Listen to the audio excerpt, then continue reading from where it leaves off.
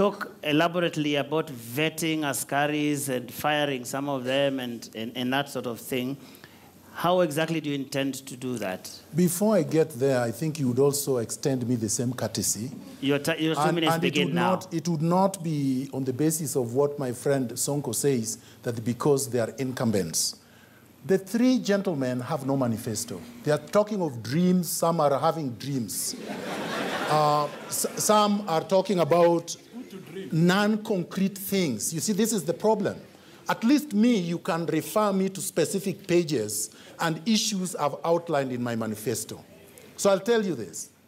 Vetting is exactly what we are doing here. You are vetting the three leaders who would like to be appointed. You call people in, you ask them questions. You appoint investigators to look into the background and activities of someone. You get reports, you act on reports. That now is a leader. But these gentlemen, for example, Sonko does not even know that Exchequer only gets